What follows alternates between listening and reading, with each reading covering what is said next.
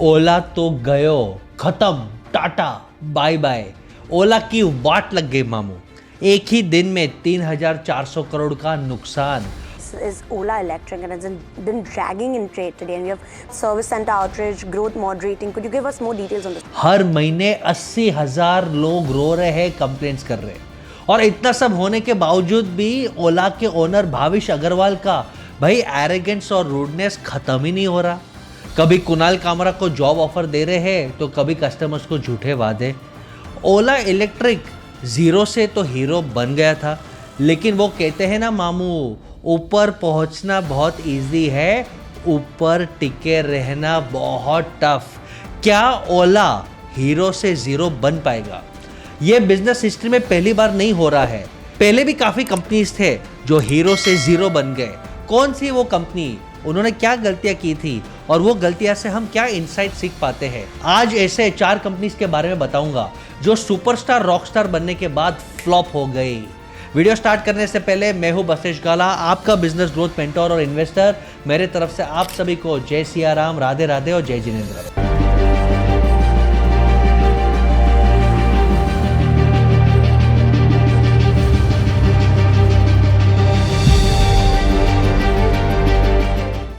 अब रोज बहुत सी कंपनीज बनती है और बहुत सी कंपनीज बंद हो जाती है, लेकिन फर्क सिर्फ इतना है कि एक कंपनी चल पड़ती है और मार्केट लीडर बन जाता है। और जिन कंपनीज की मैं बात कर रहा हूं वो मार्केट लीडर तो बन गए, अच्छी खासी वैल्यूएशन और ग्रोथ भी कर रहे थे, लेकिन वो अपने पोजीशन मेंटेन नहीं कर पाए, गिर गए, खत्म हो गए, बर्बाद हो गए। सबसे पहले इस लिस्ट में लेते हैं ओला इलेक्ट्रिक को। महीनों से सर्विस सेंटर में कितने ही स्कूटर्स पड़े हुए हैं, लेकिन भाविश अग्रवाल साहब ट्विटर पर एरोगेंस और रूडनेस दिखाते थकते ही नहीं। 2021 में स्कूटर लॉन्च हुआ और आते ही मार्केट में ओला जैसे फैल गया। 5 लाख से ज्यादा प्री बुकिंग्स। लेकिन यहां से होता है ओला का गड़बड़ झोल और डर्टी गेम शुरू। अक्टूबर में डिलीवर होने वाली स्कूटर्स दिसंबर 2nd वीक में डिलीवर होती है। अब लेकिन यहां पर कहानी खत्म नहीं होती। मार्च 2022 में पुणे में एक स्कूटर में चलते चलते ही आग लग जाती है और ऐसे ही कुछ न्यूज केरला से भी रिपोर्ट होती है।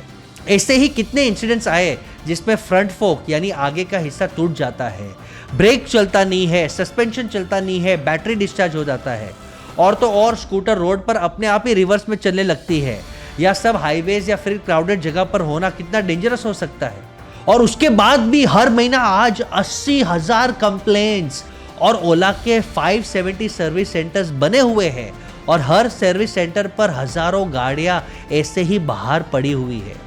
अब जो ओला का 35% मार्केट शेयर था वो सितंबर में गिर के 27% पर आ गया। शेयर प्राइस 157 रुपीज पे था, वो 90 रुपए पे आ गया और 7 अक्टूबर को ओला इलेक्ट्रिक का शेयर 9% तक गिर गया।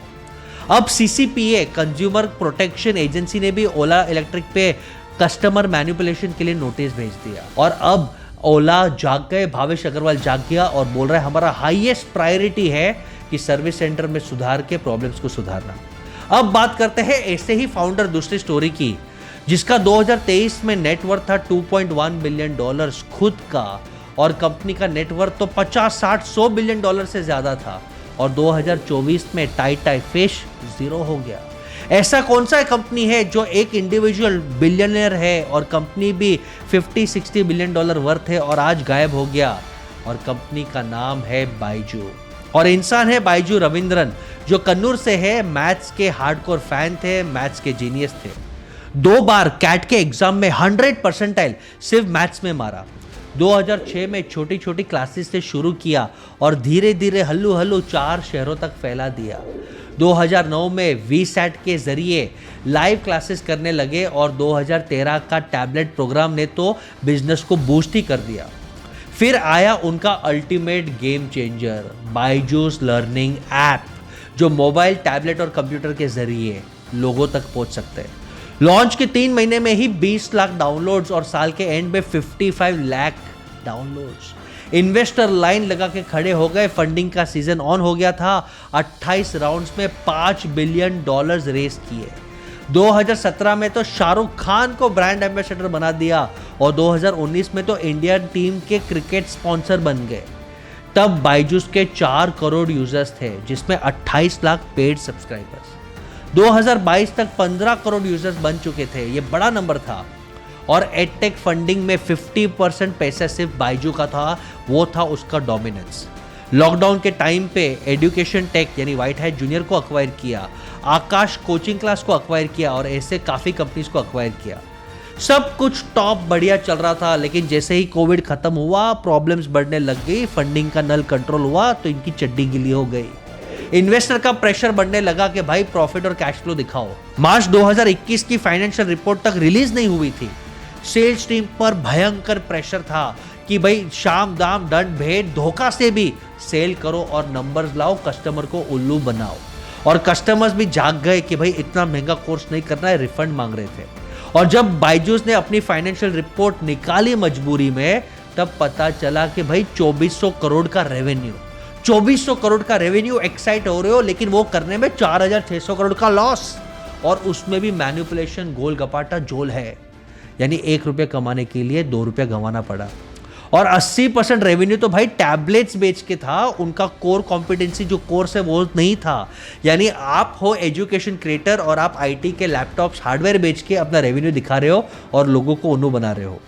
यानी education company come, IT company ज़्यादा। फिर बायजूस ने ऑफलाइन कोचिंग चालू कर दी, फिजिकल कोचिंग, $200 मिलियन लगा दिए, बट वो भी फेल हो गया। जो ऑनलाइन पढ़ाने आया था वो ऑफलाइन मार्केट में कैसे चल सकता है? वो अपने एम्प्लॉयज़ को पैसे चुका नहीं पाया, और बीसीसीआई ने जो उसका टाइटल स्पॉन्सर था एक टाइम पे, उस पर केस ठोक दिया, एनसीएलटी में लेके गया, नेशनल कंपनी लॉ ट्रिब्यूनल में, जहाँ पे उससे अब टेक ओवर कर रहा है एक बैंक्रप्सी प्रोफेशनल, और कंपनी मानो तो ही खत्म हो गई। और इस लिस्ट में थर्ड कंपनी है हमारा मोबाइल फोन, जो कभी इंडिया के मोबाइल मार्केट में डोमिनेट करता था, आज उसका नाम भी लोगों को याद नहीं। जिस कंपनी ने कभी एक दिन में 33,000 से ज्यादा मोबाइल फोन्स बेचे, वो आज एक भी पीस बेच नहीं सकता। कौन है वो कंपनी? चलो सुनते हैं स्टोरी माइक्रोमैक्स की। माइक्रोमैक्स पहले सॉफ्टवेयर कंपनी थी और मोबाइल कंपनीज को सॉफ्टवेयर डिस्ट्रीब्यूट करती थी।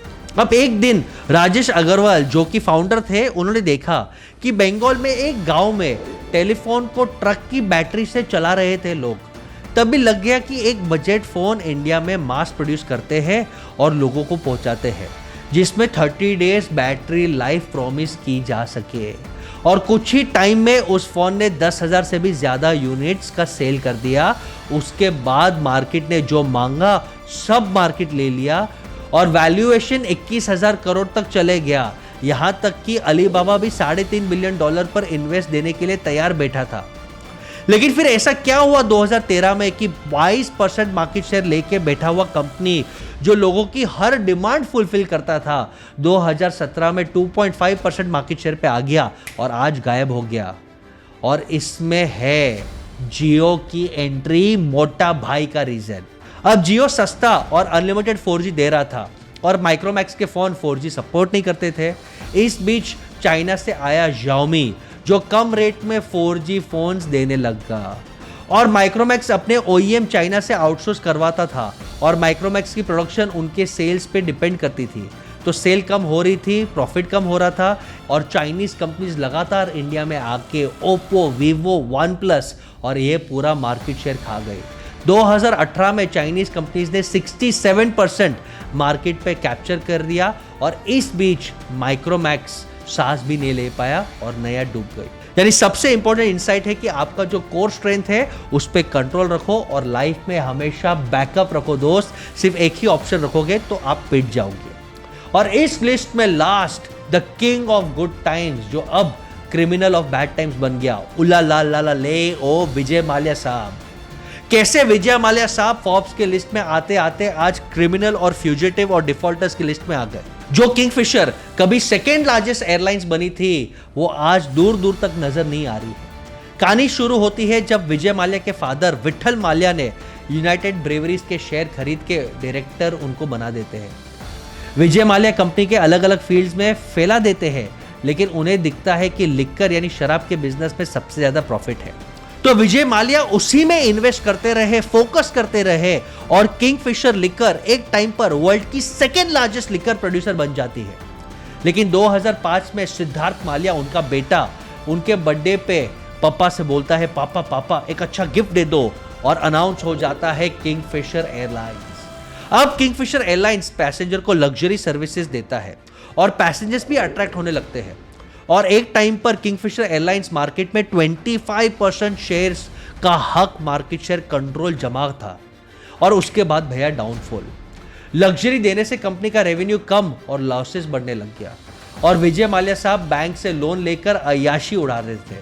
बर्थडे सेलिब्रेट करते हैं, सेलिब्रिटीज को बुला रहे हैं, कैलेंडर शूट कर रहे हैं। और किंगफिशर एयरलाइंस को लगा कि इंटरनेशनल जाकर मैं लॉसेस को रिकवर करूंगा और 5 साल डोमेस्टिक से पहले इंटरनेशनल फ्लाइट्स का लाइसेंस नहीं मिलता, तो इसके लिए किंगफिशर ने डेक्कन एयरलाइंस, जो कि खुद लॉस मेकिंग कंपनी थी, उसको अक्वायर किया कि मुझे इंटरनेशनल लाइसेंस मिले और उसका नाम रख दिया किंगफिशर रेड। अब उसमें इकोनॉमी क्लासेस भी थी, लग्जरी क्लासेस भी थी और दोनों सर्विसेज में गड़बड़ शुरुआत हो गई। और उसी टाइम पे क्रूड ऑयल तेजी से बढ़ रहा था। क्रूड ऑयल का प्राइस बढ़ा, यानी जेट का फ्यूल का प्राइस बढ़ा और लॉसेस बढ़ने लग गए। और 2012 में तो एम्प्लॉइज रोड पर आके प्रोटेस्ट करने लगे कि हमको सैलरीज दो। और 2016 में मीटिंग के बहाने 9,000 करोड़ का लोन लेकर इंडिया से भाग गए। ये है विजय माल्या की स्टोरी। किंगफिशर की स्टोरी से ये बिजनेस लेसन मिलता है कि फंडामेंटल्स पे ध्यान दो, कैश फ्लो और प्रॉफिट पे ध्यान दो, शो शाइन पार्टी में ज्यादा ध्यान मत दो। और लग्जरी दिखने में अच्छा है, लेकिन क्या लग्जरी के लिए लोग पे कर रहे हैं और आपको प्रॉफिट दे रहे हैं? ये सबसे बड़ा लेसन है। अगर आप चाहते हो कि मैं ये hero to zero series continue करूं, तो नीचे कमेंट में अपने थॉट जरूर बताना और ये वीडियो अपने एंटरप्रेन्योर फ्रेंड्स के साथ जरूर शेयर करना जो लाइफ में और बिजनेस में राइज करना चाहते हैं। With this I sign off, your business mentor Basesh Gala. Love and blessings.